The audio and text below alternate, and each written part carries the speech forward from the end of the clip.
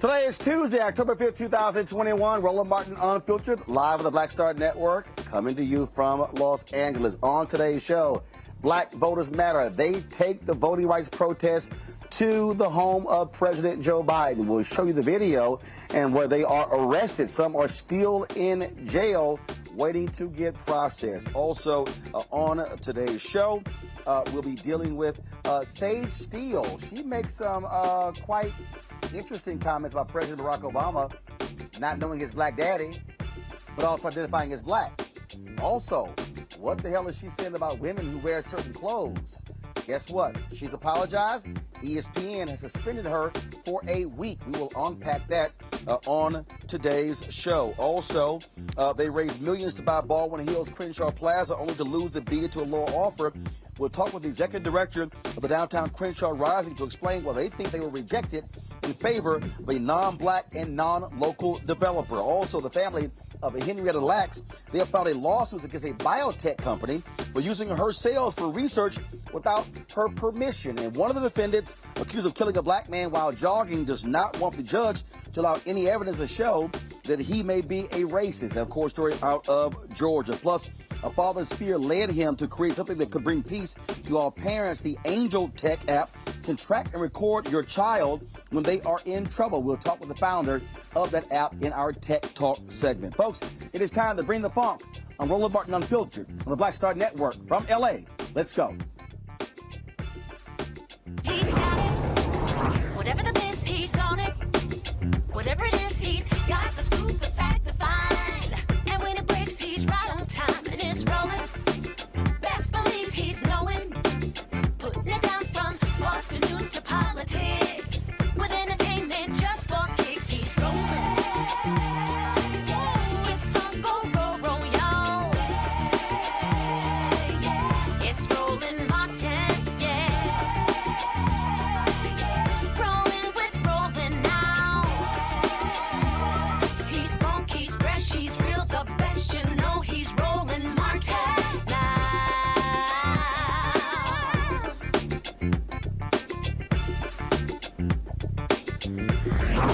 Martin! Over the weekend, President Joe Biden went to Capitol Hill to fight for his infrastructure bill, his Build America Better plan, but he has not gone to Capitol Hill to press Democrats to do the exact same thing for voting. Well, Black Voters Matter and other protesters took it to him by showing up today in front of the White House, protesting, demanding change. Folks, we have, go ahead and roll the video, please, saying that he needs to be doing more when it comes to voting. They have been demanding the For the People Act as well as the John Lewis Voting Act. Of course, Democrats have not moved on that. You have Arizona Senator Kristen Sinema as well as Senator Joe Manchin. Of course, they are standing in the way of that. We've not seen, again, any action taking so far on these voter bills. What we're seeing the protests continue, come back, making it plain that they actually want to see more things done to get voting rights in this country. And so that's one of the things that you're seeing. They were here in D.C., as I said, fighting to get those voting rights. And so they want something to be done about this very issue.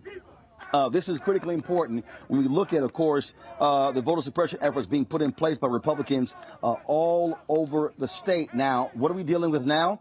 Voter ID laws, of course, as many of these Republican-led states are pushing more of these voter ID laws all across the country. And so this is going to impact the 2020 midterm elections, and that's why people want to see things change. 33 laws have been passed that will negatively impact Black voters and other voters as well. Some of these laws are in areas including dealing with election officials, voter ID, mail-in voting, and early voting. We've seen bills passed in Texas, in Georgia as well.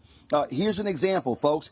Elmira Hicks, 82 years old, does not have a birth certificate, which makes it impossible for her to renew her driver's license. Well, without her license, she can't register to vote. Hicks, like many African Americans born in the early 20th century, was born with the assistance of a midwife, and records were not kept. She has been denied a birth certificate due to some technicality. Without a birth certificate, again, she can't get a license and will not be able to vote. These are the type of instances that are being brought up all across the country. Now, remember, the House of Representatives, they passed the John Lewis Voting Rights Advancement Act in August. The Senate has not taken up action on this particular bill. And so what we are seeing is the continuing efforts to force the Senate to move on these various bills. My panel, Teresa Lundy, principal founder of TML Communications, Dr. Mustafa Santiago Ali, Environmental Justice EPA, Michael Imhotep, host of the African History Network show. Glad to have all three of you here. What we are seeing here, Mustafa, what we're seeing is the continuing focus, putting pressure. This is where President Joe Biden has got to step up. Like I said, he went to Capitol Hill when it came to his $3.5 trillion economic plan. He has not done that when it comes to voting legislation.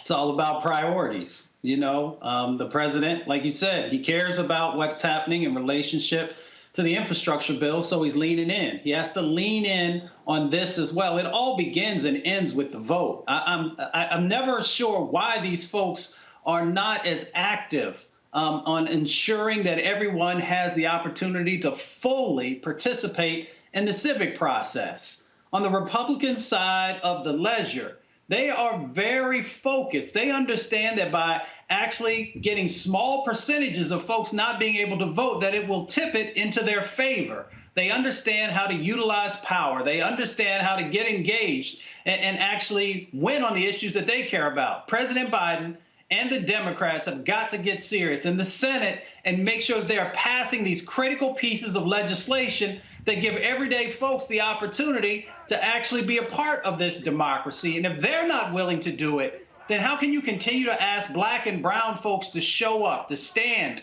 you know, in extreme heat or extreme cold, to stand in these situations where they have individuals who, you know, want to do them harm, to stand when you're dealing with the COVID-19 pandemic? We've done our work.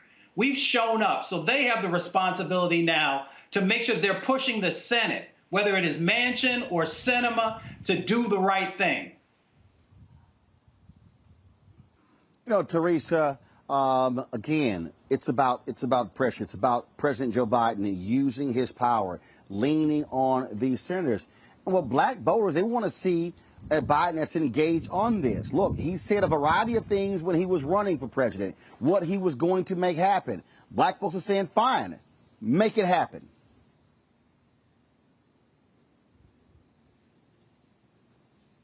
We can't hear you, Teresa. Teresa, we can't hear you. Can you hear me now? Now we can hear you.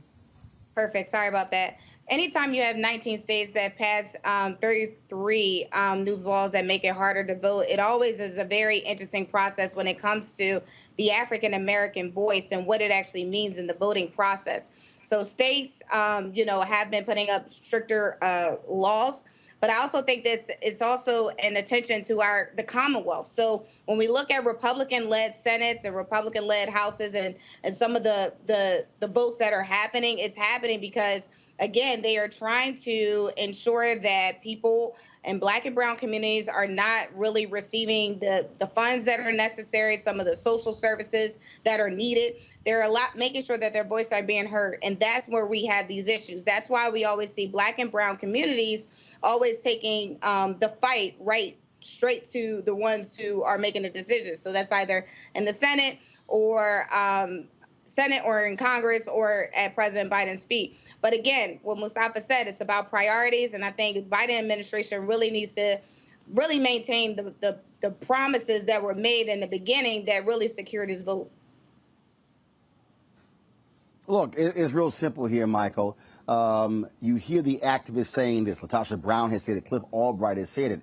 And that is, you cannot out-organize voter suppression. And so it's like, Democrats, what the hell do you think is going to happen? What do you think is going to happen? Right. You know, this is all about self-preservation. It's about self-preservation for African Americans.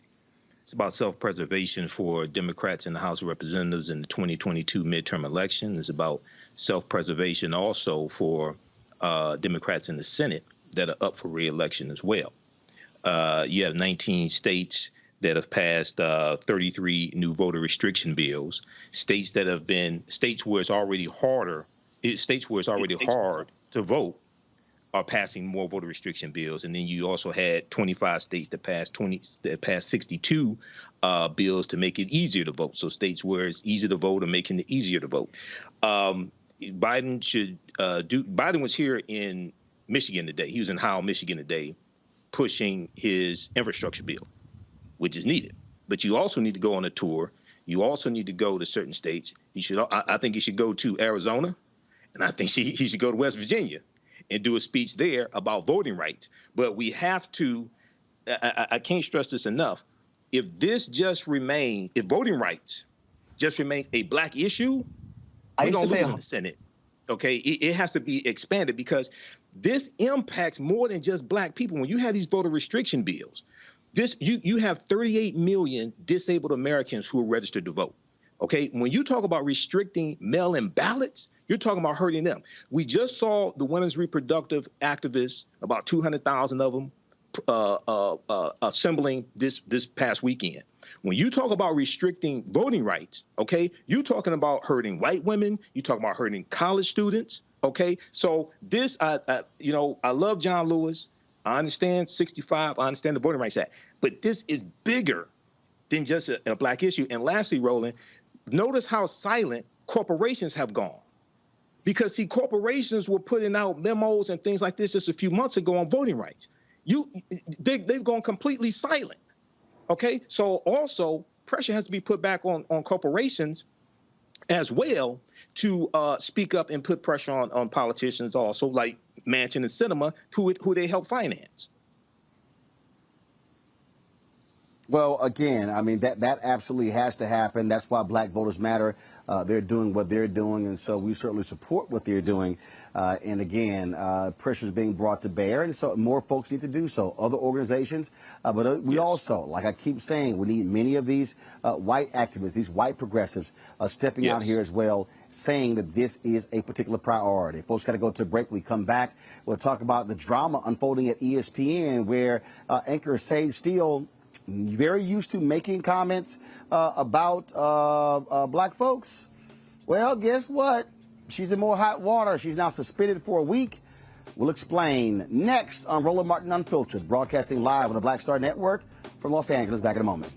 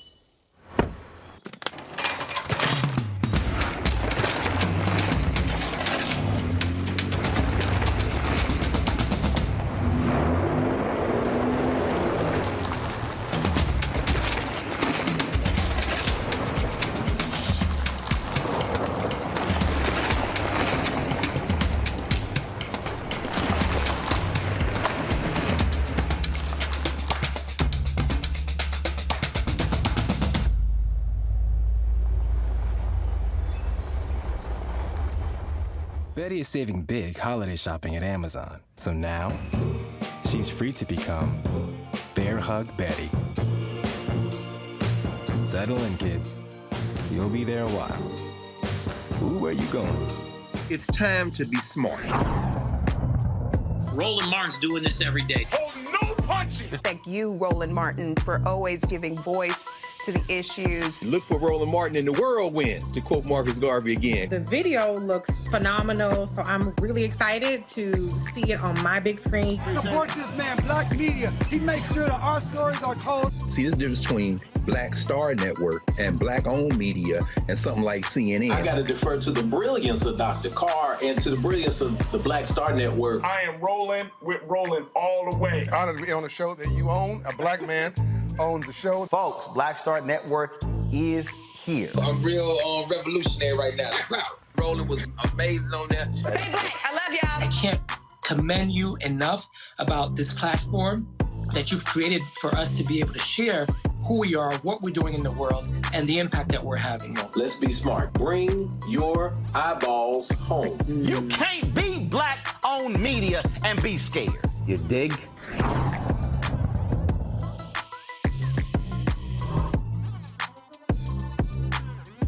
I'm Chrisette Michelle. Hi, I'm Chaley Rose, and you're watching Roland Martin Unfiltered.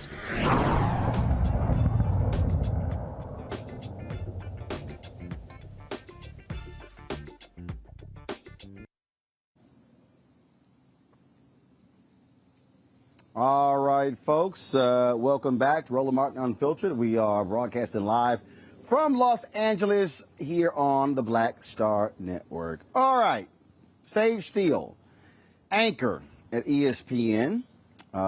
She is quite known for making other controversial comments that have ticked a whole bunch of black people off. Well, Sage stepped in it again when she did the podcast of former NFL quarterback Jay Cutler and some comments that she made about a variety of topics, including this about President Barack Obama.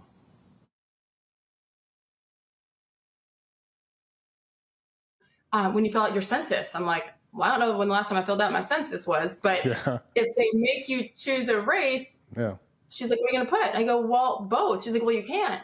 She goes, well, what about Barack Obama chose black and he's biracial? I'm like, well, congratulations to the president. That's his thing. I go, I think that's fascinating considering his black dad was nowhere to be found, but his white mom and grandma raised him. But hey, you do you. I'm going to do me. Okay, that caused lots of problems there. Then the one that really ticked off a lot of people was this comment about women in media and what they wear. But here's the thing, there is a fine line, and I handled it. Like I didn't get anybody's, because that's not my wasn't my personality then. I might now a little more. But I do think as women, we need to be responsible as well. It isn't just on players and athletes and coaches to act a certain way.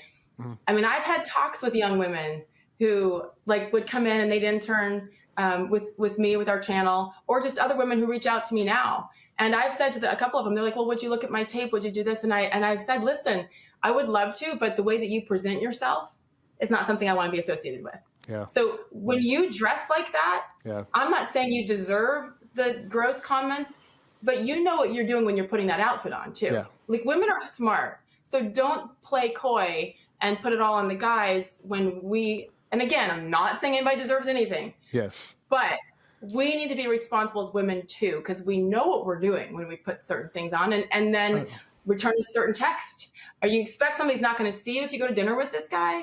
Like that's on us. That's so true. And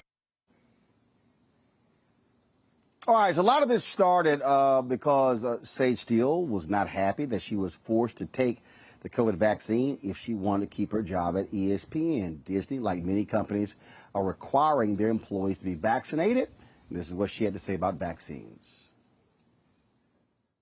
I think I respect everyone's decision. I really do. But to mandate it is sick. And it's scary to me in many ways. But I have a job that I love, and frankly, a job that I need. But again, I love it. I just, I'm not surprised it got to this point, especially with Disney. I mean, a global company like. Yes. Well, so what are we now dealing with? Sage has apologized because this thing really blew up. This is her apology. Please pull it up. All right. She says, I know my recent comments created controversy for the company, and I apologize. We're in the midst of an extremely challenging time that impacts all of us, and it's more critical than ever that we communicate constructively and thoughtfully. Here's ESPN's statement. Please pull it up. All right, then. At ESPN, we embrace different points of view. Dialogue and discussion makes this place great. That said, we expect that those points of view be expressed respectfully in a manner consistent with our values and in line with our internal policies. We're having direct conversations with Sage, and those conversations will remain private. Now, here's what's very interesting when you analyze those particular statements. And it was a journalist, Karan Phillips. He actually tweeted this out, and he said, wow, quite the different statements from ESPN regarding, say, Steele compared to when ESPN issued their statements when Jemele Hill called Donald Trump a white supremacist. And I'm going to show you these two, and I found it to be, again, real interesting. So this was the ESPN statement that they sent out with Jemele Hill. The comments on Twitter from Jemele Hill regarding the president do not represent the position of ESPN. We've addressed this with Jemele, and she recognizes her actions were inappropriate. Now, that's totally separate than what they had to say about Sage Steele. Now, also in her particular comments, Sage, she had some positive things to say about, come back to me please, about Candace Owens, which was quite interesting. And so, look, Sage Steele has a history. She was of making some comments that she was quite, critical of Colin Kaepernick. There was a point when she was on a flight from Los Angeles and was upset about immigration protests that were going on. You might remember she accused a couple of black colleagues at ESPN accused them of actually keeping her out of a conversation dealing with race. And again, in her comments, she complimented that clueless fool Candace Owens. We know how idiot she is. The thing that also is, so check this out. So let me just go ahead and do this. I'm going to play for you what she had to say about Candace Owens. Here we go.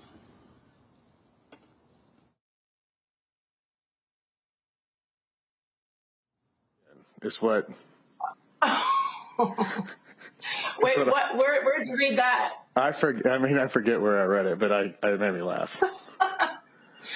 Wow. I respect the hell out of Candace Owens. So do I. And yeah, and I'm like.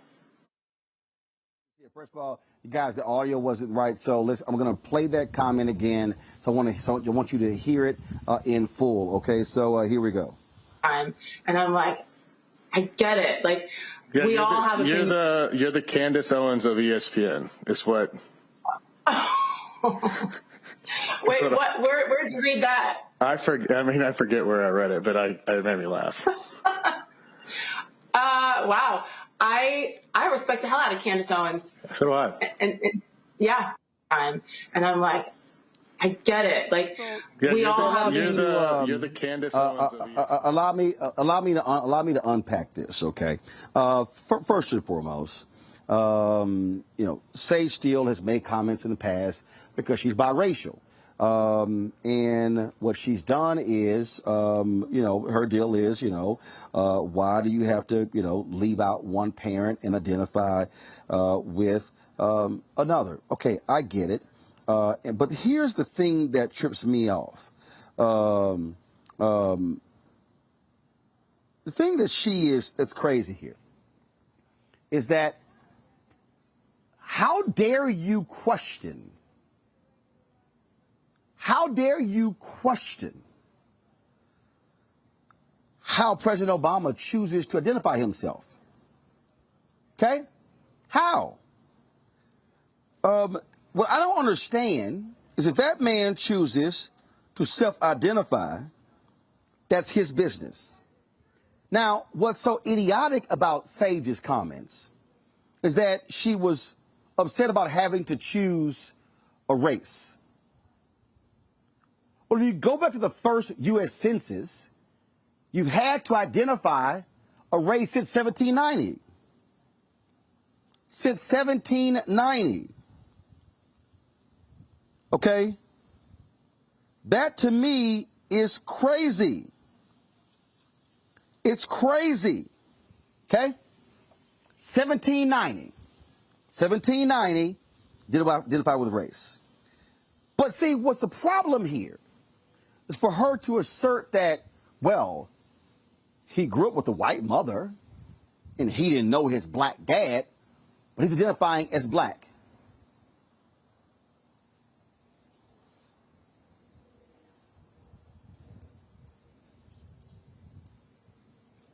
Sage, your daddy's white. Your mama's black. Sage, let's be real clear. You are not walking out on the street anywhere and somebody goes, hey, there goes a white woman. You know it and I know it. Sage, here's the deal. And this is why I know your comment here is idiotic and makes no sense. When they had the issue on race, the special on race, and Michael Eves and L. Duncan were involved, you got upset because you were not included. Well, Sage, if you consider yourself a white woman, why would you be included? Okay, you're biracial. Got it. But that's just stupid. And you go, oh, I think it's fascinating. Halle Berry. Halle is biracial just like you. Halle Berry calls herself a black woman. There are other biracial people who call themselves the exact same thing. So for you to sit here and make this comment makes no sense whatsoever. And it's idiotic. And then when you're talking about how women are dressing, well, no, I'm not saying that these things should happen, but you got, what the hell? ESPN has removed her from a women's summit that they're doing as well. That's supposed to be happening in a couple of weeks. But it's very telling who you are as an individual. And here's the whole deal. I don't care if you are a Sage, a biracial conservative. But if I respect the hell out of Candace Owens, you're admitting you're an idiot. Because anybody who respects Candace Owens, who is absolutely stuck on stupid, who knows what the hell she's talking about, who knows what the hell she's saying, you actually respect that and call yourself a journalist? That's why you're getting questioned. That's why you're getting dragged. And you've earned every single bit of it. Period. And so, Sage, how about actually using some damn common sense with these nutcase takes that you have? And ESPN should have suspended you for a week. Should have. And maybe you're now going to learn. And here's the whole deal, Sage. Go to Fox Sports. Go to Fox News and join your former ESPN colleague, Will Cain. If that's the point of view that you want to offer, go right ahead. But really, stop with the gaslighting of black people because you're uncomfortable that an Obama will call himself black. And also, what the hell is his dad not being there have to do with it? In fact, Kerry Champion, let me pull this tweet up. Former ESPN anchor Kerry Champion weighed in on this, and I'm gonna pull it up to show you. And so because I just thought that this tweet was really important. So let me see here. Let me see if I can find it here. I just thought it was really, really interesting. What she tweeted, because I mean, it's just dumb. It's just really dumb when you see these comments coming from a black woman. Oh, sorry, a biracial woman. In the case of Sage Steele, and this whole, woe is me and all this. I just, I'm tired of it. And this thing that. You are like somehow, because you are so conservative or whatever you want to call yourself, that's fine. But it's just ridiculous. It's just utterly ridiculous. This is the tweet from Kerry Champion. Sigh, my dad wasn't around when I was younger. I'm still black. That's what Kerry Champion tweeted. And she's right. So this notion that, if your dad wasn't around, that somehow dictates what we should call yourself on the census. Yeah, that's weak. And you know what? I'm bringing the panel here, Teresa. I'm just, it's really utterly ridiculous that Sage still continues to embarrass herself. I met Sage. I know Sage. We're not friends. I know if, seeing her at National Association of Black Journalists Convention and things along those lines. But I just don't, for the life of me, the comment that she made about Obama And I just find it fascinating. He identifies as black, and his dad wasn't even around. What the hell?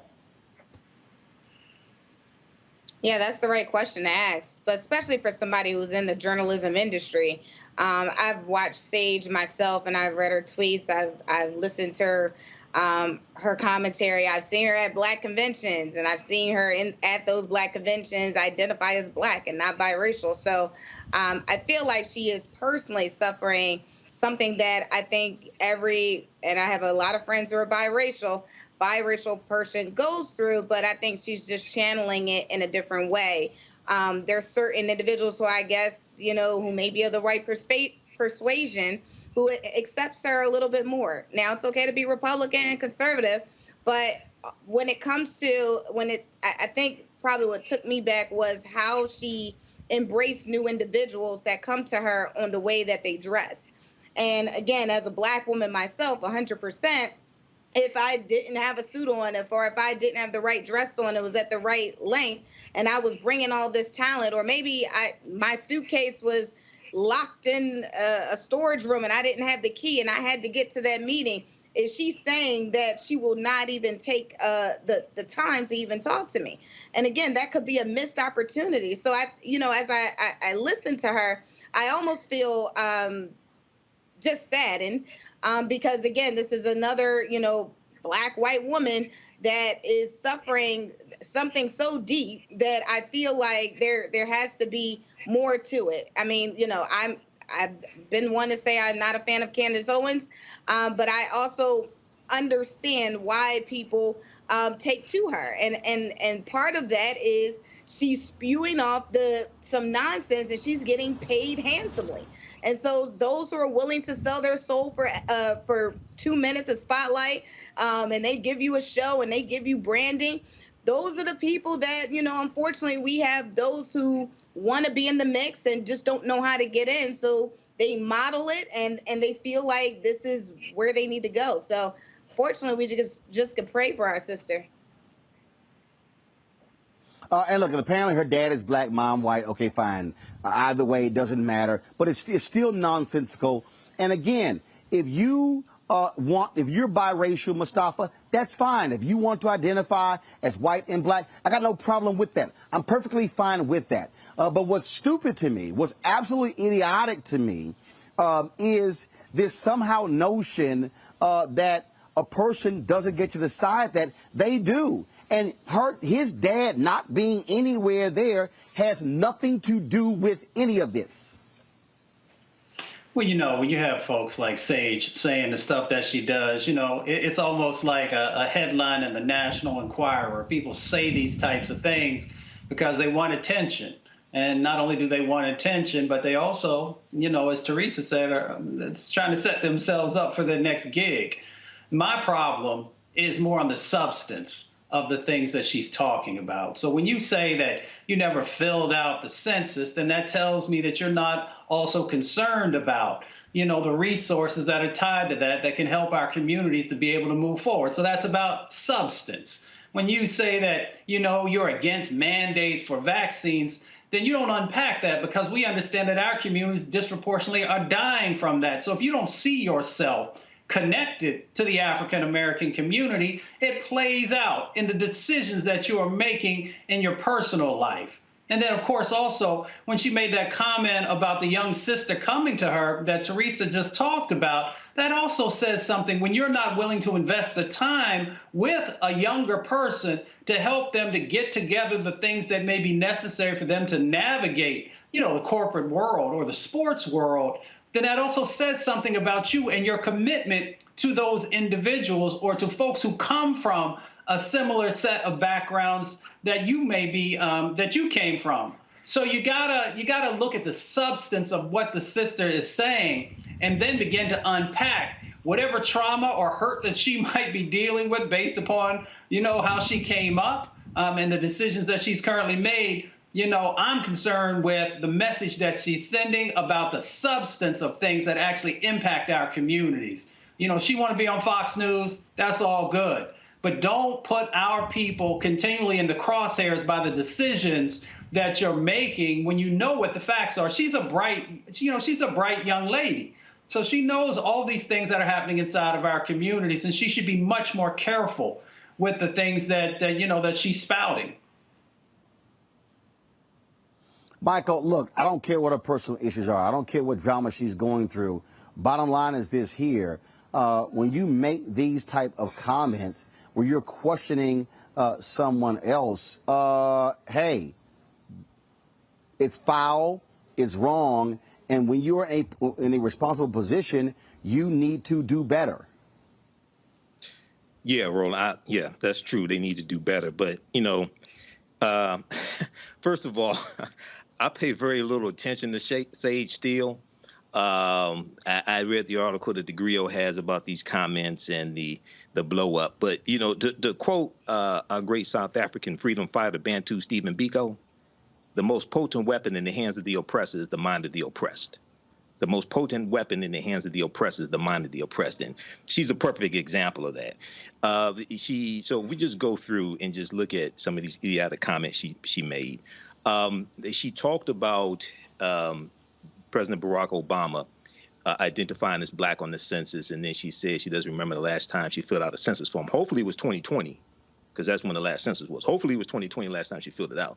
Secondly, right. I mean, she literally said, "Oh, I can't remember the last time I filled out the census. Last year. It was last year. Exactly, last year. It's every 10 years.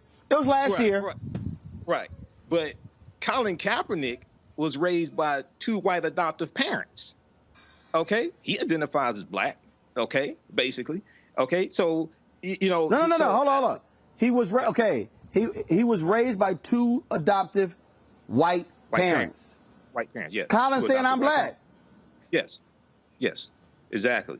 And then, she talked about Candace Owens. Well, Cutler brought up Candace Owens, and she took it as a compliment to Candace Owens of ESPN, what have you. Well, Candace Owens is an idiot who is ignorant of history. So, Sage Steele may take that as a compliment. The other thing is, when we go to Disney and a vaccine mandate, Sage Steele has tested positive for COVID-19, according to the Wrap and thegrio.com. She's tested positive for COVID-19 previously. So for her to have a problem with the vaccine mandate at Disney, and they're trying to, usually these companies have vaccine mandates because they want to keep people safe and they're trying to save lives. Okay, but usually a lot of these corporations, I don't know if this applies to Disney, but a lot of corporations is either get vaccinated by a certain date or get tested once a week. How is it at Disney, Roland? Do you know? Do they have the option to get tested once a week or twice a week? Hell no. You got to be vaccinated. And I'm with Disney 100%. And guess what? Sage wanted to keep that high-paying ass job, and that's why she got that damn shot. And let's just be real honest here. The reason we have been able to see the increase in vaccinations is because companies have mandated it. And that's the whole point. And this is real simple. If you want to have your freedom and you want to do whatever you want to, there's no problem. But it doesn't mean you're going to be able to keep the jobs that you have. That's what this thing is all about. Okay. And the reason why I asked that is because the mandate from Joe Biden using the Labor Department for companies that have employees of 100 or more, that is either a vaccine mandate or get tested once a week. That's why I asked. No.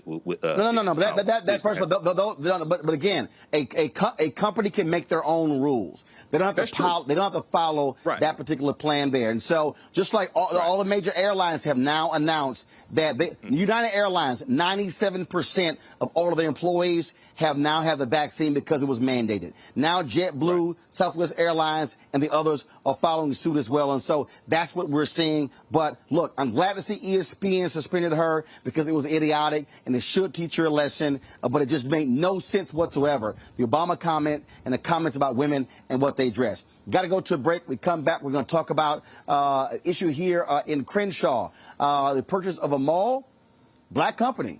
Why were they shut out of the process? That's next. Roland Martin Unfiltered on the Black Star Network, live from L.A. Oh, that spin class was brutal. Well, you can try using the Buick's massaging seat. Ooh, yeah, that's nice.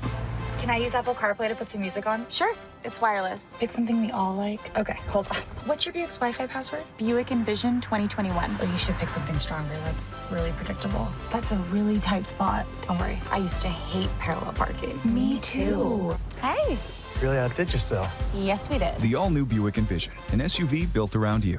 All of our age have lost the ability to focus the discipline on the art of organizing. The challenges, there's so many of them and they're complex. And we need to be moving to address them. But I'm able to say, watch out, Tiffany.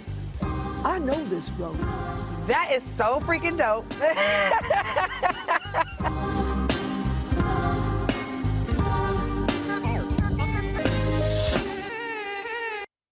Hey, I'm Cupid, the maker of the Cupid Shuffle and the Wham Dance. What's going on? This is Tobias Trevelyan.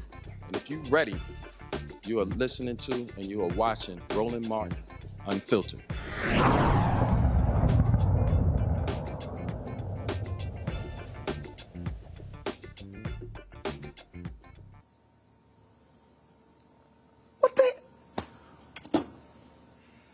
Well, all right, folks. A South Los Angeles community group. They're fighting back after their bid for the historic Crenshaw Mall was rejected. Downtown Crenshaw Rising says their $115 million offer was the highest one for the property, but it wasn't accepted.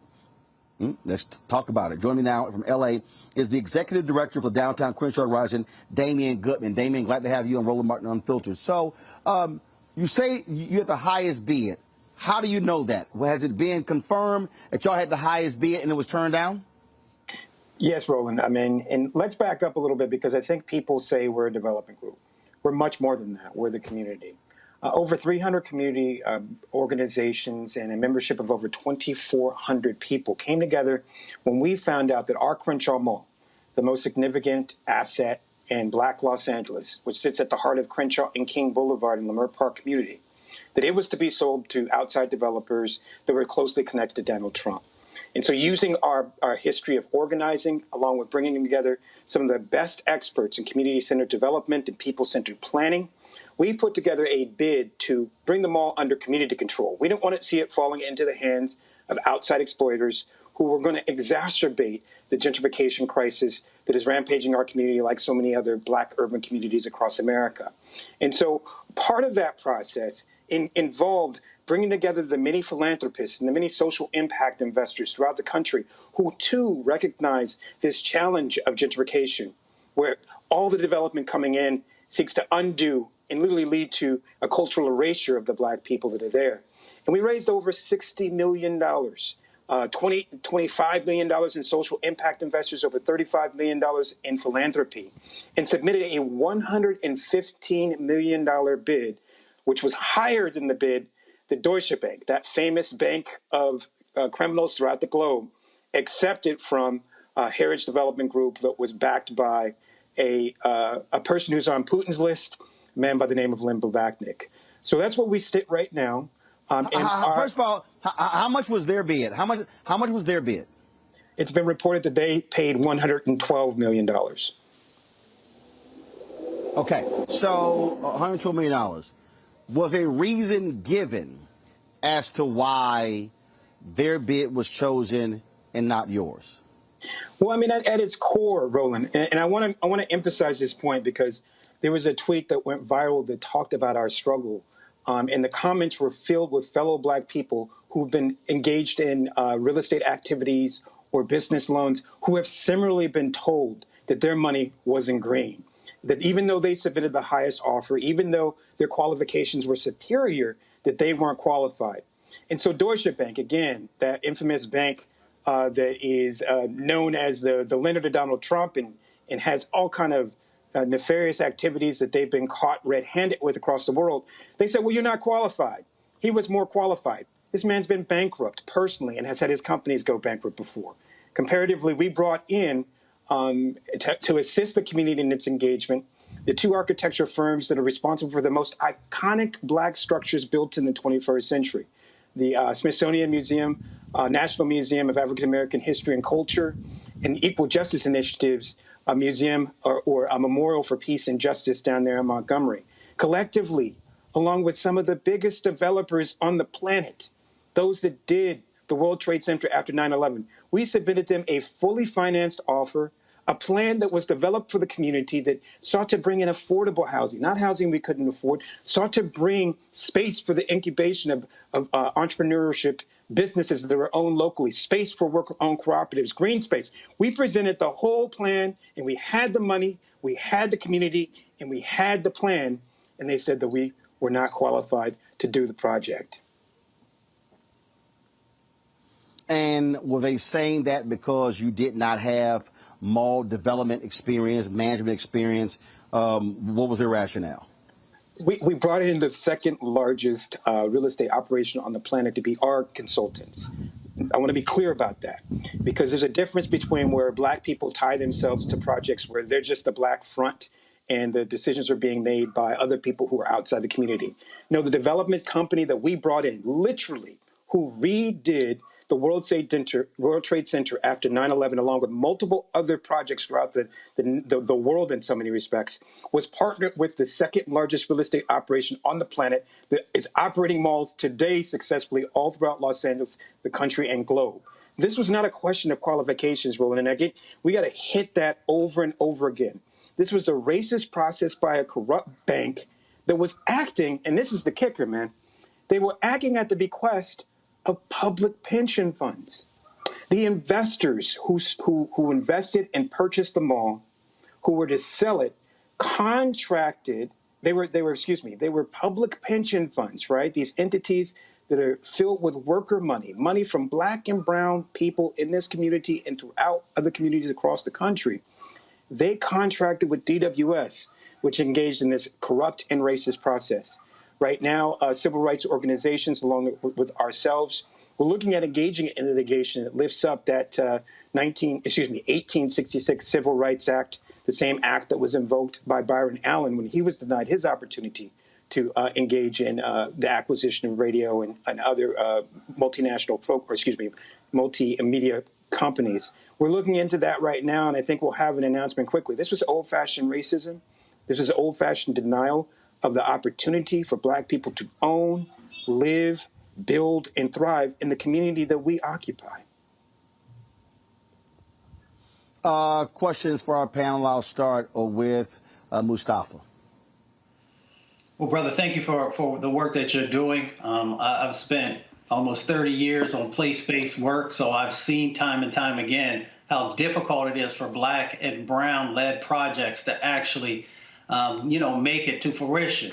So my question is, because this was a community-driven project that you had strong community support, what has been the outcry from the community, and who all have you all been engaging with to hold folks accountable? Well, as my good friend from the South says, people are mad as a wet hen. I think in so many respects, we've been told that we did not have the money, we did not have the qualifications, and sometimes that's been true. But here, that wasn't the case, and this was ours. And we did the building. We brought together the civil rights organization. We brought together the renters and the homeowners, and multiple unions that were many units that were invested in this project. So people are here and they're ready to fight. Not just because the person who they sold it to literally is a sexual assaulting racist by the name of David Schwartzman of Heritage Development Group. You can just Google him and find out his history. It has a long history of being anti-tenant, anti-merchant, and violating the Fair Housing Act and other civil rights acts. Not only that, but because, we did what everyone says we're supposed to do, right? We're supposed to come together. And if Black people just came together, things would get better, while ignoring that we must operate in a society that is predicated on systemic racism, where the decisions are being made by white people far away who want to continue the exploitation of our community. We seek to change that entirely by having a project that uplifts, not uproots this community. And that's a threat. That's not just a threat here in Crenshaw. That's a threat to the way these people do business throughout the country and world. Michael. Hey, brother. Look, I applaud you for what you're doing, man. And I know it's a tough job. I used to be a general contractor on a construction project here in Detroit, so I understand, for a Black-owned company. Quick question for you. You mentioned public pension funds, okay? And a lot of times money managers will loan pension fund money to developers, and the developers will take that pension fund money and come into our communities and gentrify us out of our own communities. Can you talk about, again, the role that pension funds played? What was that statement you made about public pension funds? Brother, you hit the nail on the head. And two of the pension funds, one was the state of Michigan, and the other was the Detroit Police and Fire Pension Fund System. So this was not just pension funds in Los Angeles and California, including the Los Angeles County employees and the UC Board of Regents. These were pension funds throughout the country, and some of the biggest pension funds throughout the nation. New York City employees and New York City teachers, right? And so this is public money, right? Because this is the money that comes directly from the public agency along with the member match, so public employees. And they are a $5.2 trillion investment operation throughout the globe. Collectively, that's how much money these pension funds invest throughout the globe. And much of their investments are into real estate. Well, we found out, and this was news to me, and we're pretty aware. We've listened to people talk about getting pension funds to divest from fossil fuels. Obviously, there's that amazing history of us engaging in the anti-apartheid movement where we focused on pension funds like the UC Board of Regents to divest from companies that were doing business there. Well, these public pension funds are literally funding some of the biggest and most parasitic and harmful developments in urban communities like Los Angeles.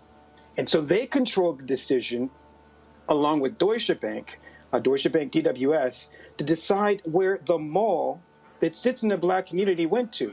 And I want to be clear, we did all the work. We were open. We've had literally over 100 community meetings and a community vision. This was the product and the plan that we were talking about before, which more people can read about at downtowncrenshaw.com, is a community vision. But we weren't the only black-led team. We were the only black community-led team, but we weren't the only black-led team that was passed over. You had some of the biggest black developers in America that were passed over as well. So that's where you get to, again, these public pension funds, led by the same people who don't look like me and you, 98% of the people who control investments, major investments in the country are not black and not women. 98%. Right. So who were they talking to? They didn't even, I don't think they even had seen, nor could they imagine that a community group could come together, raise this much money, bring together a professional team with expertise both in community development and large-scale projects. It floored them, so they had to come up with some ridiculous reasons as to why they denied it, but at the core of it remains stone-cold racism, and they will be held to account for it. All right, thank you. Teresa? Yeah, Damian, one, I applaud your efforts. Look, I live in the city of brotherly love where these conversations are happening daily as some are led to build areas of real estate and gentrify areas, and then some really do have a community-focused approach.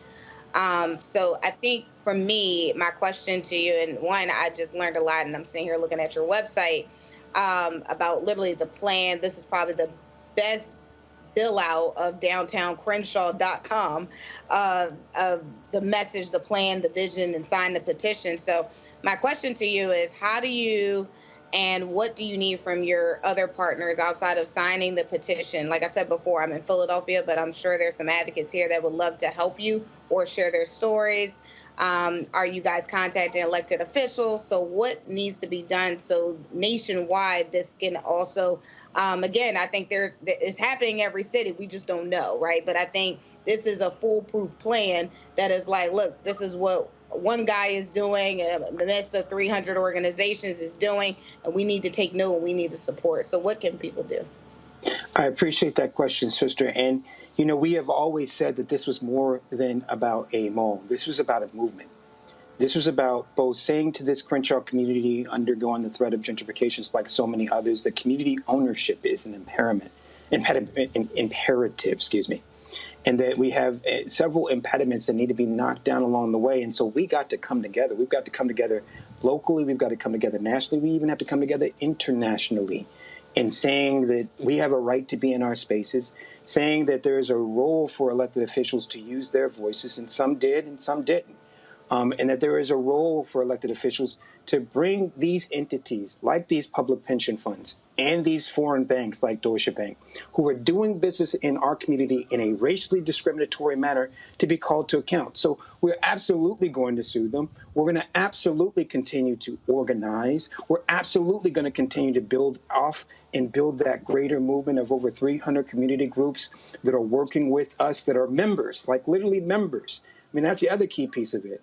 As members of the organization, when we bought the mall, we were going to provide shares to everyone so that we could collectively own in this space and see the development that is building on the best of us with something that didn't go. This is not something that went toward even the enrichment of the board members. As a nonprofit board member, we are prohibited from having any profits go to us personally. This was about community empowerment. So what we've seen along the way is that those, be they in Detroit, be they in Philadelphia, New York, D.C., have wanted to be engaged in this process both to learn and to support and to bring back to their own communities this model so that they can do the same.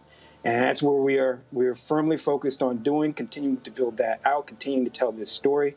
While we elongate this campaign, we know that while the mall's ownership has changed and it's now in the hands of Heritage along with Len Blavacnik, that we will continue to fight, looking at other successful efforts, both in the history of this country, the history of our ancestors, and even more recently, just in San Francisco, where developers were forced on their knees and forced to sell developments to the community's desired owner. And so that's going to be our goal. That's going to be our focus.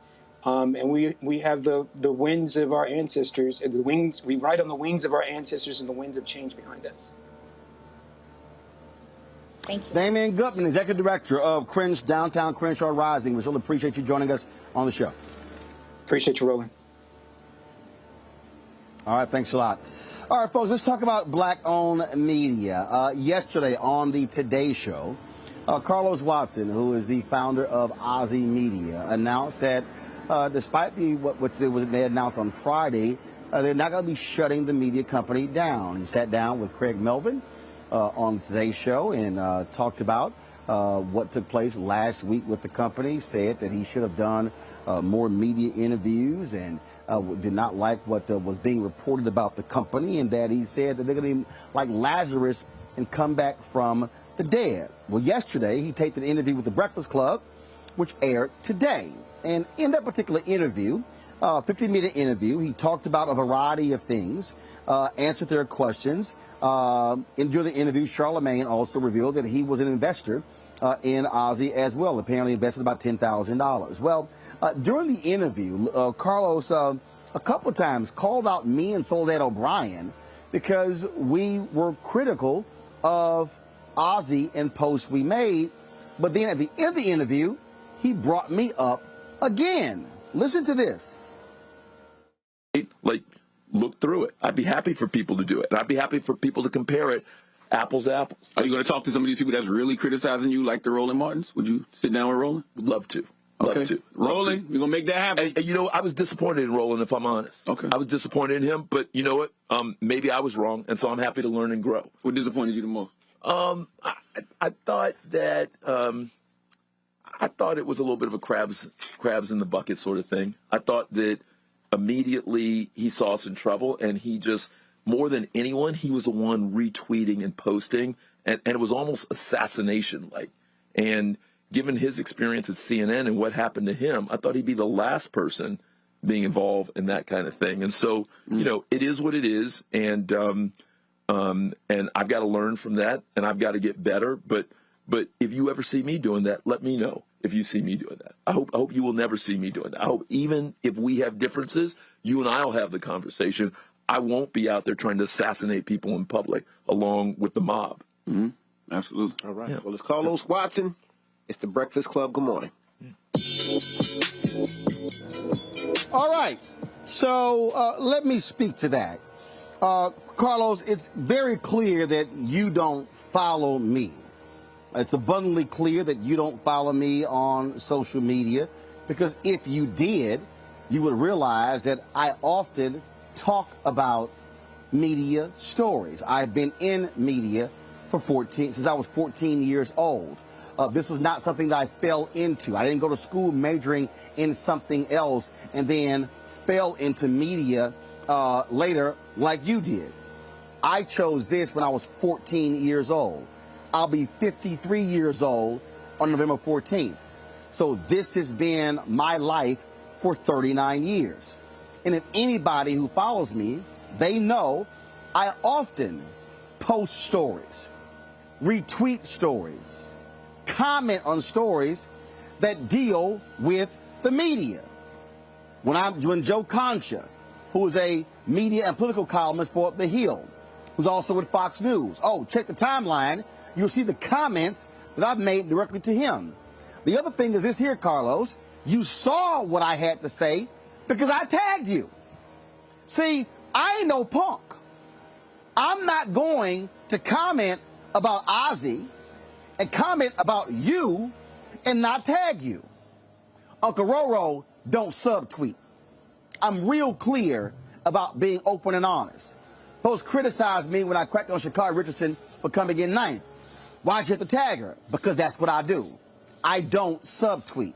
So anybody who follows me knows I'm often talking about media, talking about advertising, talking about all of those different things, because this is what I do.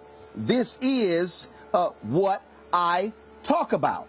And I've discussed other media companies owned by black people. So this whole idea that somehow, oh, it's crabs in a bucket. First of all, it's called crabs in a barrel. It's not crabs in a barrel. And then to say, well, I saw an opportunity. I didn't see an opportunity. The fact of the matter is, I am a black-owned media company that's serving black people, that's targeting African Americans. There are others who watch my show who are not black, who do appreciate the show, and I've gotten emails from them, contributions from them. The reality, Carlos, I don't think I've ever heard you say you're a black-owned company. You probably have positioned yourself as saying, I'm a media company owned by somebody who's African American. The second thing, when you said you called it assassination. So you don't like the fact that I've retweeted others who have had negative things to say about you? Your former writer, Eugene Robinson, who wrote a very critical Substack about you, comments that you made about him. What? That can't be retweeted? Are you suggesting, Carlos, that I, as an African American who owns a media company, that you expected me to be quiet because it involved you? You and I don't have a relationship. We don't. Our paths have crossed. I remember the reason I think I have your phone number because Constance White, who used to write for Ozzy, I think she's still right. I don't know if she's right for them, said, hey, you and Carlos ought to hook up. She either sent me the number or I sent you a message on LinkedIn, so I got your number. So after the interview yesterday, Charlamagne said, you should call me. You called me. I was busy yesterday with the George Lopez golf tournament. So my booker has already reached out to you, call you and text you about having you come on the show. You sat with the Breakfast Club for 50 minutes? Fine, Carlos. You come on Roland Martin Unfiltered in the Black Star Network, and let's have a conversation about what has transpired. And there's a series of questions that I do have for you. And I've watched the Craig Melvin interview and the interview with the Breakfast Club, and I've got a lot of follow-ups to some stuff that you had to say. But the thing for me, Carlos, that I need you to understand, and anybody who follows me knows this, the motto that I have had my entire career has been this: if you do good, I'll talk about you. If you do bad, I'll talk about you. At the end of the day, I'll talk about you. So talking about Ozzy and reading the New York Times story by Ben Smith that I was quoted in, a subsequent story, reading the story from Forbes, reading Eugene Robinson's account, reading the other accounts as well, yes, I've seen those stories. And see, Carlos, you can't have it both ways where everybody is wrong and you're right. I'll give you a perfect example. I could hold it for the interview. I'm going to give you a perfect example. during your interview with the Breakfast Club, you castigated Ben Smith for writing about the mental health issues of your COO, the one who impersonated the YouTube executive. You said that shouldn't have been written about. Here's the problem with that. Later in the interview, see, I want you to understand, Carlos, how I listen to what somebody says. Later in the interview, Charlemagne came back and asked you about it and then said, well, you upset that Ben Smith wrote about it, but you the one who told Ben about the mental issue. And so had you not told Ben about the mental issue, how would Ben have written about the mental issue? Because you told him. See what happens when you listen? And so it's silly. It's nonsensical, Carlos, to act as if, oh, I was disappointed. And then you want to bring up what I went through at CNN. Well, what about it? See, I'll address things head on as well. And so are you suggesting, Carlos, that because I went through some drama at CNN 9 years ago, that somehow I can't speak about or talk about something else? Nah, bruh, that's not how that happens. And so it wasn't character assassination. It wasn't, ooh, I saw an opportunity. Because what you do at Ozzy is totally different than what I do. I own my blackness. I'm upfront about my blackness. I'm very clear about who I serve. I'm very clear about the audience that I am trying to speak to. And so there is no, again, oh my goodness, I am trying to gain some advantage. But I will say this, Carlos, and you and I will talk about this when we have the conversation. I will say to you, though, that it is important when we talk about what happened when it came to getting these advertising dollars. And you admitted in your interview with the Breakfast Club how you benefited from the battle. But Byron Allen and Todd Brown and myself and Butch Graves and Don Jackson and Junior Bridgman and Diddy and others have been engaged in because you have been able to sit back quietly and reap the benefits of the work that we put in.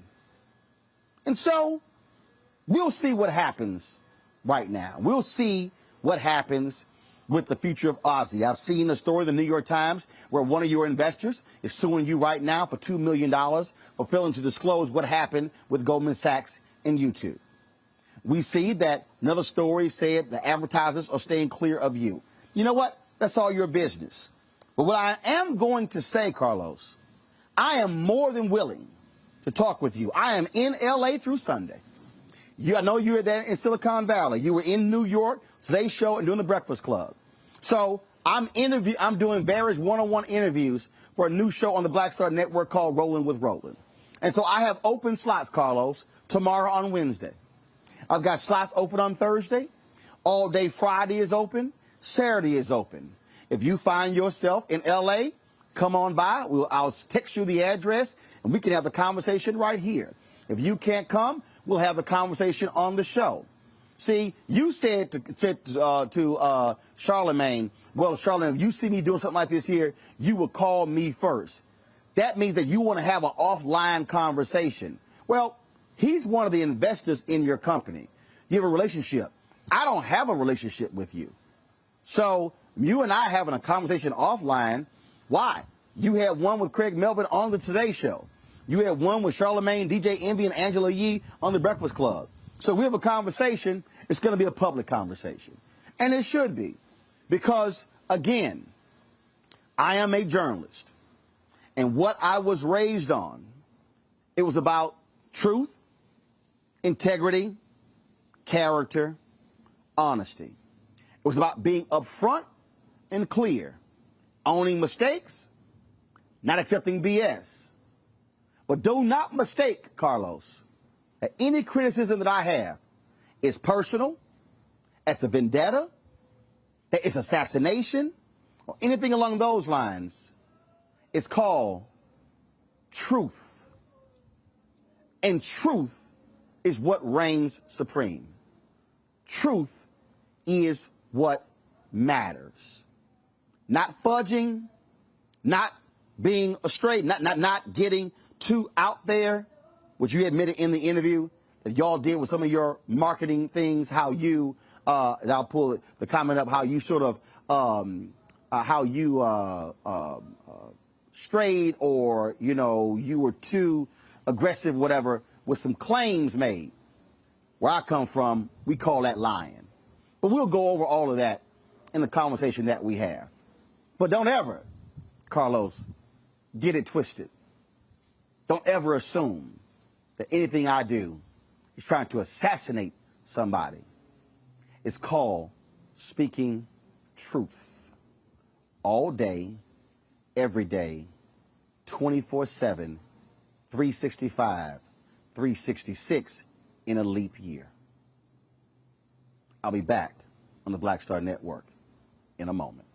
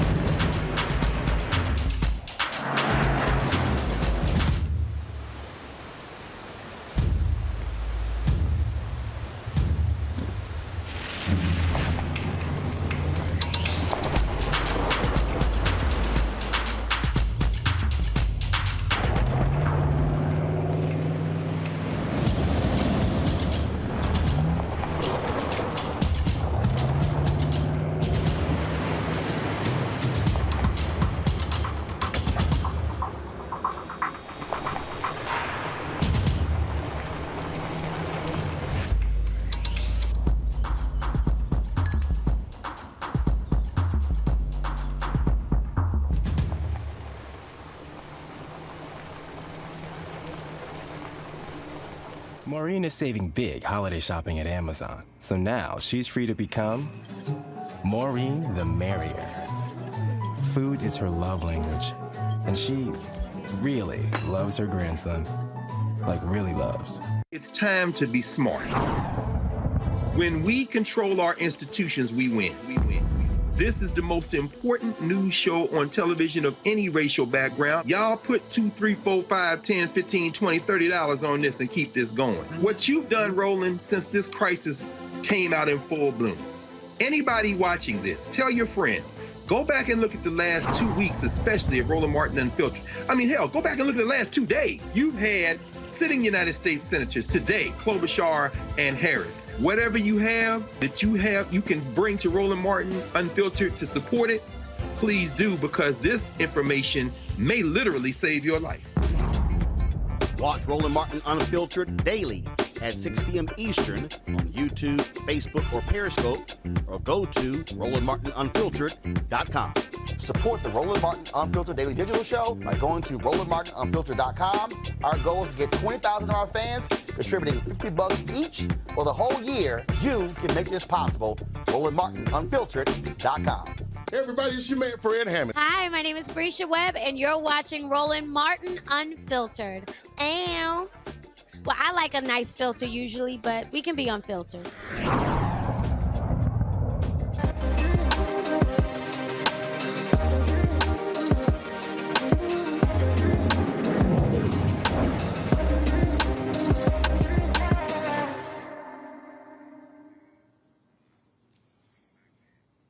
All right, folks. This, of course, every Tuesday we focus on black-owned businesses. Every Wednesday we have Tech Talk. And so when we focus on African Americans in technology, this should have been our Tech Talk right here, folks. I want to talk about a new app that allows for you to help track down your family members and keep you safe during encounters with law enforcement, folks. When activated, the ANJEL Tech, ANJEL Tech app begins sending a live stream video and GPS alerts with directions to the person's location. The founder of ANJEL Tech is James A. Samuel Jr. Joins me now from Washington, D.C. James, glad to have you on the show. So what precipitated you creating this particular app? Hey, Roland, thank you. And it's an honor to be here. And before I get started, I do want to level set and give all praise, honor, and glory to my Heavenly Father, my Lord and Savior Jesus Christ, and to His Holy Spirit, without whom I would not be here or have the insights or the innovation to produce this application, ANJEL Tech. And thank you for the opportunity to be here, of course, you and your marvelous platform. What precipitated this app was a need for personal safety. I think it was Eric Michael Dyson, I always get his names mixed up, but he said something that stuck with me years ago. He said, the security of the United States is built upon the insecurity of the African American, and I never forgot that. And so when you look at the events over the last 400 years, right, and you look at the insecurity, the habitual, historic insecurity of the African Americans in the United States, which has only, recently really been brought back to light, Jim Crow 2.0, we'll say, ANJEL Tech was needed the whole time, right? We needed to know where our loved ones were. We needed to know what was happening to them. We needed to know where we were in relation to them. And we needed to be able to store that securely and have a record of it for accountability, and that we can be there to help each other out and know how to get there, have a route to get there. And it was really the events of last summer when George Floyd was asphyxiated, was strangled, right, lynched on that pavement there in Minnesota by a convicted felon murderer, Derek Chauvin. That's what spurred me to ask my team of world basketballers to really make this happen now. It's been needed for far too long. So we store in October. We got it in the Google Play Store this February. So when did you launch it? How many downloads have you had? And walk us through the technology when you say it sends a live video feed. How does that actually work? Walk us through the app. Oh, absolutely. I can walk you through it. I can show you here in a second. But we've seen an incredible increase in our user base. We had over 40,000 people, come on, like the platform. We went from about 200 users to about 5,000 users just a few days back in April, and been increasing since then.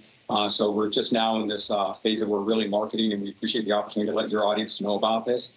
And it sends a live stream. And so I have the app here on my phone, and you simply click on it, and it opens up, right? And then there I am. I am live on here. And when I hit start stream, it then sends this stream of me to my loved ones. And I'll get a text notification, which is right there. I just did. And the app notifies me, and I get an email. And now my loved ones are all watching this live stream of me on your show. They know where I am, where they are in relation to me, securely stored in the cloud, and they know how to get to me and or send help. And they all have this record on their phones now. And so there's no other way that you can stream on a platform to where when the stream is done, you can download that onto your phone. You don't have to try to get this phone or get a police subpoena to get the body cam from the police. They have this record immediately. And then there's my wife saying, "Hey, Daddy, we see you." And so she's texting me there, and they're starting to interact with me in the platform because they're watching this both on your show and on mine. Thanks, bro. I got you too, my brother's. All right, then. Questions from my panelists. First of all, I'll start with Michael Imhotep. Hey, James. Hey, thanks for coming on the show today. Thanks for this great invention as well, the ANJEL app. So just curious, have you gotten any testimonies from people who used it in real life situations, stopped by police, et cetera? And if so, what were their responses? What were their, how did they say, what did they say the outcome was? What were their responses to using the app? Yes, absolutely. One of our earlier users back in April, her name is Lori. She said that she and her son had just heard about this when we got, picked up in that news cycle in the April timeframe. They read about us in other publications. I think Black Enterprise was one. And they downloaded the app, and they hadn't even tested it yet when her son went on a road trip driving through the South. And it was during that road trip that they got pulled over, him and his friends, and they were young black youth in the South in a car, got pulled over. And he used ANJEL Tech. He just put it on his phone. He started a live stream. His mother knew exactly where he was. She was able to see the live stream. She was able to hear the police officer's interaction. And so she was one of our biggest, earliest advocates. And so you can see those testimonials. We have those and others on angel.live. That's ANJEL.live, because we want you to live, right? To be free and then to be fulfilled. All right. Thank you. Thank you. Great job. Teresa. Yeah, one, thank you so much for the app. I'm actually in the midst of trying to download it myself. So, just tell me about the idea. Like, how did this start? Like, what did you think about? What was the need that you saw it was time to build this app and keep it going? Oh, thank you. I saw the need. Again, it's a historic 400-year need, right, for us in the country. But we were in another technology. Inside of that technology, which we're still building, it's a safer way for us to all navigate and find services that are around us that we didn't know about. And I'll come back on your show hopefully in the future and tell you about that other invention of ours that we have a provisional patent for as well as this one. The feature inside of that, you're navigating more smartly, and if you get pulled over or if you have a hostile public interaction, then you press the button, you press the ANJEL Tech button, and it launches the live stream. And so this was a feature inside of another app, which we are still building. And, you know, it's amazing how fiction inspires truth, right? But I was actually watching the movie Queen and Slim and was inspired, like, hey, you know what? If they had a camera on their phone, this is in January of 2020. This is before George Floyd happened, right? But if they'd had a camera on their phone in that movie, if they were able to stream and, you know, with other intelligence, if they knew the neighborhood they were in, and started thinking about it back in January of 2020, then, like I said, when May happened with George Floyd, I knew we had to make this a reality right now.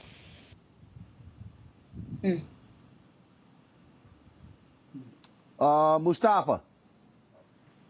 Well, this is amazing technology. I could see so many other types of applications for it, along with the, you know, sort of the direct area that you've currently been focusing on, whether it is, you know, ladies leaving the club and something pops off, or, you know, folks out hiking in places and sometimes they're not safe spaces for folks of color out there. So I think there are lots of possibilities. My main question for you is, how are you going to help to educate and market to make sure that folks really know the value added that this brings, you know, in churches and in mosques and in schools? What's the plan moving forward to help this to grow? Thank you for that question. That was a great segue. I didn't pay you to ask me that question, but that speaks directly to the point I was hoping I would have a chance to make here. And that is there's another version of ANJEL Tech. So you can go to angel.tech, ANJEL.tech, or ANJEL Live, ANJEL, angel with a J, .live, and to read about our testimonials and see our 30-day free trial on different plans and whatnot. But there's another version of ANJEL that we've created. It's called Angels in Campus.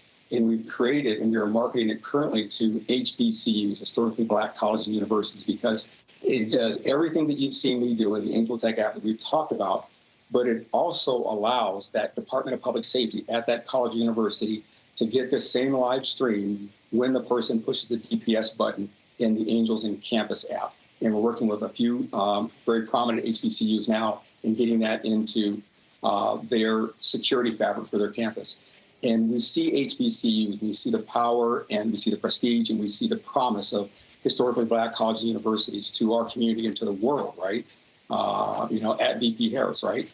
And, you know, just protecting those black lives and all of our black lives, you know, and then the world's lives ultimately, but really focusing there, we hope to build a community through those historically black colleges and universities and the parents and the Parents Association, because the other thing about Angels in Campus is not only can you as a streamer press the button and have your college campus dispatch office notified, your viewers can also press the same button on their viewing side of the app and bring your college campus security to you at your point of need from wherever they are in another state or wherever. And that is revolutionary. So we're working with several HBCUs and those that are listening now, if you're a chancellor or administrator, hit us up, info@angel.tech. And let's talk about your school having this as well, because that's the future of our great thinkers in our community.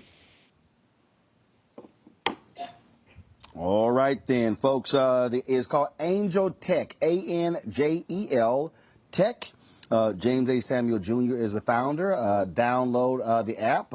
And obviously, I'm sure it's Android and Apple. Is it only for the phones? Does it also work with iPads as well? It only works on phones, but it works on all Android and all iOS platforms. It works anywhere in the world, and we're the only app like this that works anywhere in the world that you have a cell phone signal. And I do also want to give credit, Roland, to some other partners and other people, right? Natalie Wilson and Derica Wilson at Black and Missing Foundation, our missing persons. We're, inspired by them and hope to partner with them soon. Blackfacts.com is another great organization out there doing great work in our community. Ken Anderson and Dale Bodie. And then we're also been approached by Hollywood, right? So there's a short film that's being put together right now by Dreka Armstrong and Jermaine Williams of the Great Debaters fame. It's called Welcome, and it's a short film that talks about this dynamic around not just our technology, but this whole dynamic of personal safety in public spaces. And so we're really encouraged and inspired by our partners and others like-minded in this fight and in this struggle. All right, then. Certainly appreciate it, James. Thanks a lot. Thank you, Roland, for having me. All right, thank you very much, folks. Got to go to a break. We come back. More Roland Martin Unfiltered on the Black Star Network, live from L.A. Oh, that spin class was brutal. Well, you can try using the Buick's massaging seat. Ooh, yeah, that's nice. Can I use Apple CarPlay to put some music on? Sure. It's wireless. Pick something we all like. Okay, hold on.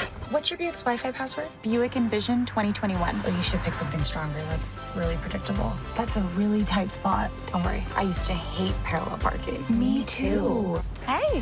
Really outdid yourself. Yes, we did. The all-new Buick Envision, an SUV built around you. All of you. It's time to be smart. Roland Martin's doing this every day. Oh, no punches! Thank you, Roland Martin, for always giving voice to the issues. Look for Roland Martin in the whirlwind, to quote Marcus Garvey again. The video looks phenomenal, so I'm really excited to see it on my big screen. Support this man, Black Media. He makes sure that our stories are told. See, this difference between Black Star Network and Black-owned media and something like CNN. I got to defer to the brilliance of Dr. Carr and to the brilliance of the Black Star Network. I am rolling with Roland all the way. Honored to be on a show that you own. A black man owns the show. Folks, Black Star Network is here. I'm real revolutionary right now. Roland was amazing on there. Stay black. I love y'all. I can't commend you enough about this platform that you've created for us to be able to share who we are, what we're doing in the world, and the impact that we're having. Let's be smart. Bring your eyeballs home. You can't be Black-owned media and be scared. You dig?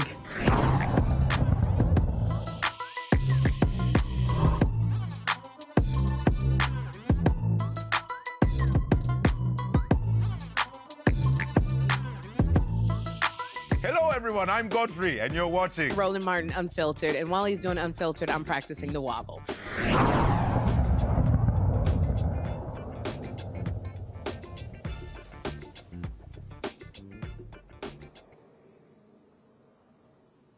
All right, folks, 2 Kansas City police officers are on trial for wrongly arresting a black teenager in 2016. Tyree Bell was 15 at the time. He was jailed after officers Jonathan Munyon and Peter Newkirch said he matched the description of one of the 3 black teenagers showing off a firearm. Bell's family says he was detained despite evidence of his innocence. Now, in 2019, U.S. District Judge Greg Case dismissed the civil rights lawsuit, ruling the officers were entitled to qualified immunity. But last year, an appeals court overturned Kay's decision.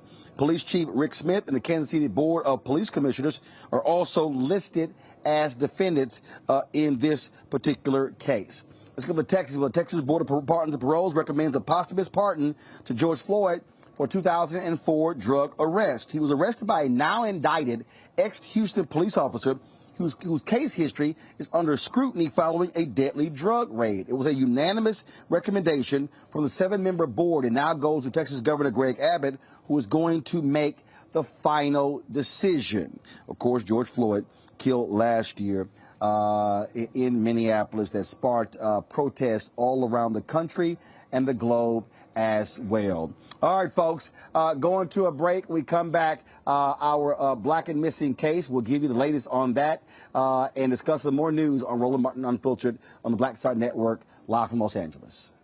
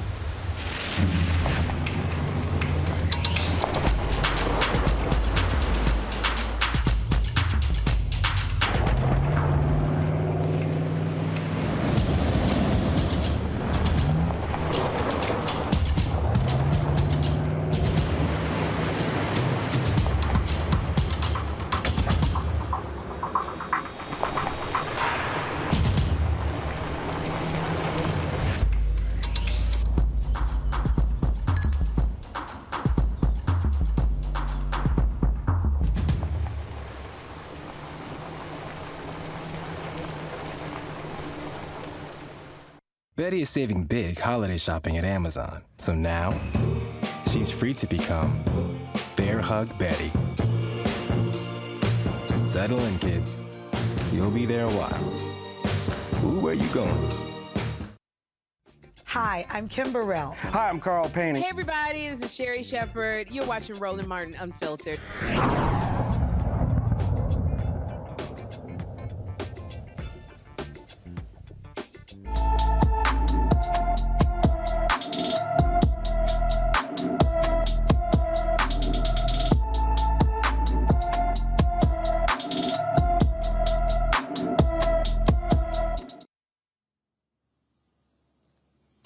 17-year-old Sky Saunders has not been seen since August 31st, 2021 in Tacoma Park, Maryland. She is 5 feet 2 inches tall and weighs 120 pounds. She has brown hair and brown eyes. Anyone with information about her whereabouts should call the Tacoma Police Department at 301-270-1100, 301-270-1100.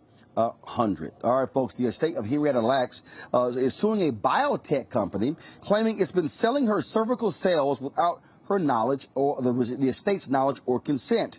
The federal lawsuit says Thermo Fisher Scientific knowingly mass-produced and sold the tissue obtained through what it calls a racially unjust medical system. The cells in question were taken in 1951 by doctors at Johns Hopkins. Lacks was terminally ill at the time, and her cells have been used for use in countless scientific research studies since. Her family says now it's time for justice for Henrietta Lacks. About time. Here, 70 years later, we mourn Henrietta Lacks, and we will celebrate taking back control of Henrietta Lacks' legacy. This will not be passed on to another generation of Laxes. Amen. We stop here and we move forward to get control of Henrietta's legacy, and I would like to restore my family's honor.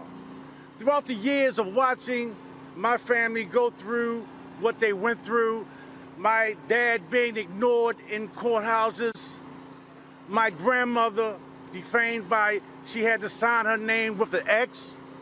My grandmother had beautiful penmanship. It's in my book, Henrietta Lacks, The Untold Story, where I share my stories of my family's plight to get here where we are today. And God brought us here together over these 70 years. It wasn't time back then. It's time now. The time is now. All right, folks, the lawsuit wants a court to block their use without permission and force the $35 billion company to hand over profits from the Hella sales. What do you make of this, Mustafa? Well, the company should have already settled. It would just make sense that they've made billions of dollars off of this. There's a history of the extraction of black body parts. You can go back to Dr. J. Marion Sims in the 1800s when they were actually experimenting on enslaved people at that time. He's known as the father of gynecology because of all that he did to black women. So this is just, it keeps playing out decade after decade. So I hope that this family actually gets the restitution that they deserve. Teresa. Yeah, it's a disgrace. But again, I am just in awe. Again, history is now catching up to them. I hope everybody gets their book. I mean, because again, we can't allow these things to happen. And I think, you know, when we actually sign up and say we are organ donors or we are not, we need to ensure that whatever medical professional are following the law. Michael. You know, Roland, this is great news. I talked about this last night on my show.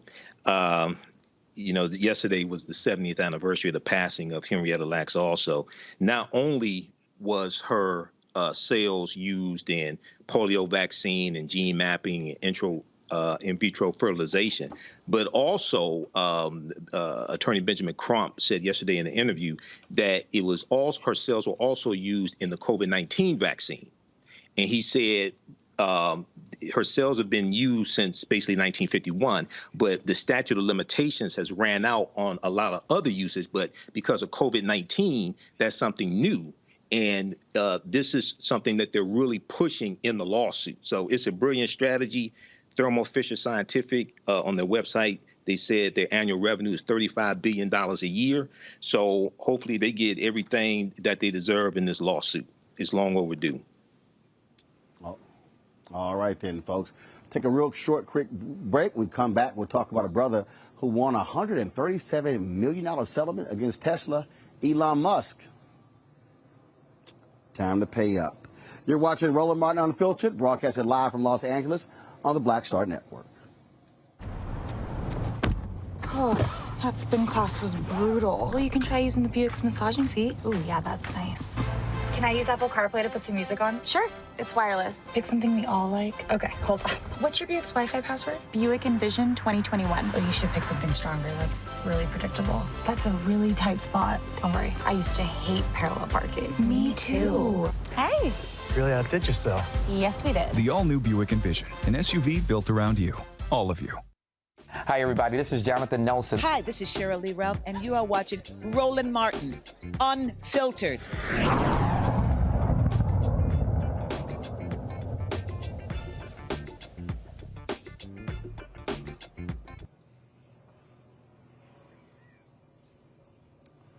All right, folks, Tesla, they got to pay $137 million to a former black worker who said he suffered racial abuse at the electric car maker's San Francisco Bay Area factory.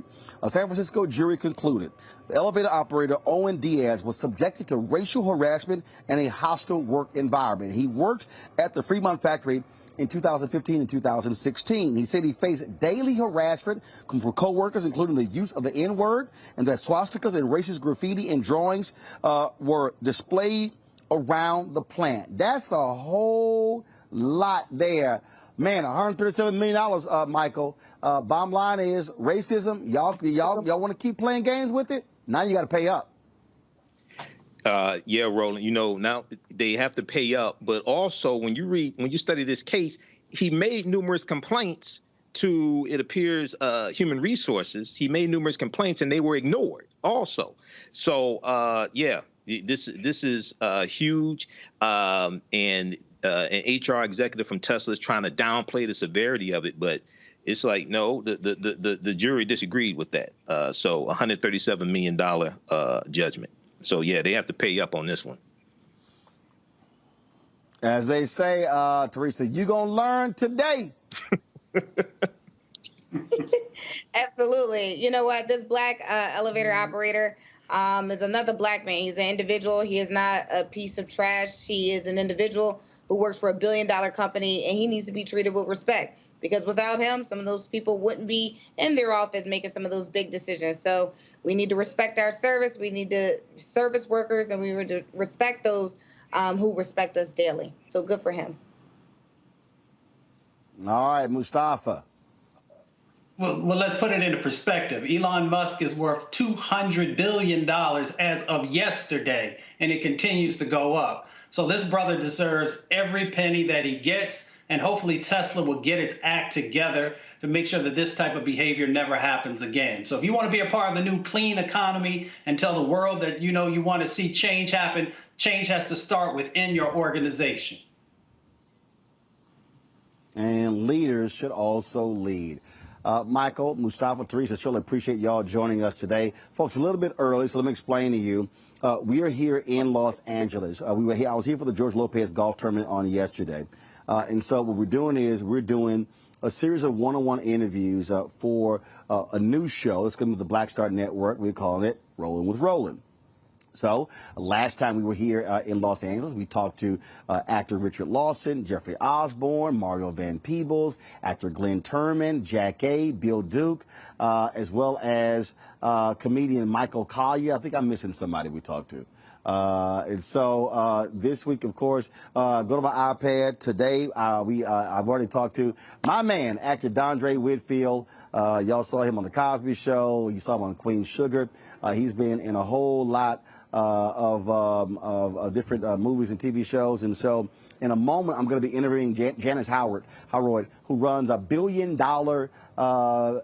company here. So the first black woman to run a $1 billion company. And so the only time she could do was in our 7 o'clock hour of the show. And so I moved the show up 45 minutes early to accommodate her schedule. But we've got some great interviews lined up this week as well. And so some of the folks we'll be talking to, Johnny Gill, we'll be talking to comedian Guy Torrey, Sherry Shepard, actor, dancer Damaris Lewis, director Maddie Rich, Laz Alonso as well. And so we'll be looking forward to talking to them and some other folks with Eric Dickerson, comedian Chris Spencer. And so we're trying to lock down Kenya Barris, Jimmy Jam, Reggie Hutland, Michael Ealy, Sheila E., and DeRay Davis. And so it's going to be a fascinating show, 1 hour conversations.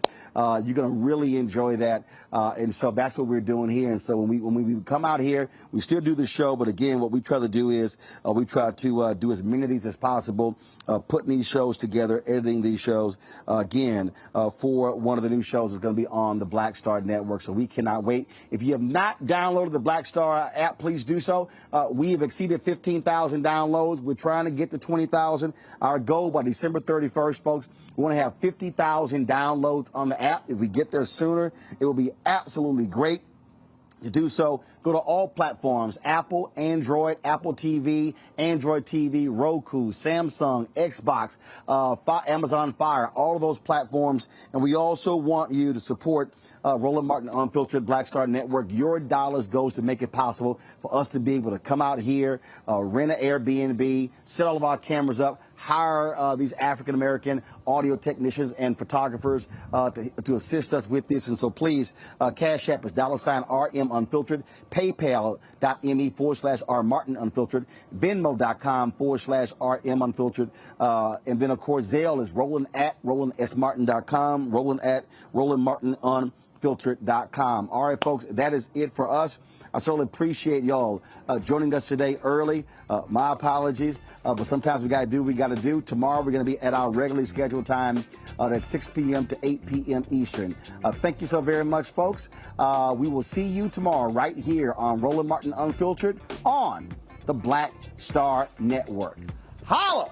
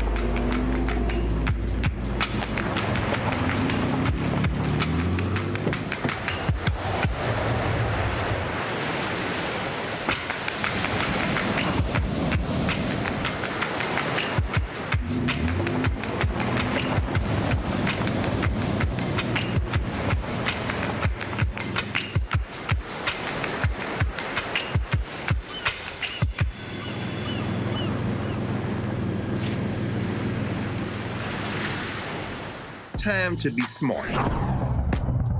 Roland Martin's doing this every day. Oh, no punches! Thank you, Roland Martin, for always giving voice to the issues. Look for Roland Martin in the whirlwind, to quote Marcus Garvey again. The video looks phenomenal, so I'm really excited to see it on my big screen. Support this man, Black Media. He makes sure that our stories are told. See, this difference between Black Star Network and Black-owned media and something like CNN. I got to defer to the brilliance of Dr. Carr and to the brilliance of the Black Star Network. I am Roland with Roland all the way. Honored to be on a show that you own. A black man owns the show. Folks, Black Star Network is here. I'm real revolutionary right now. Roland was amazing on there. Stay black. I love y'all. I can't commend you enough about this platform that you've created for us to be able to share who we are, what we're doing in the world, and the impact that we're having. Let's be smart. Bring your eyeballs home. You can't be black-owned media and be scared. You dig?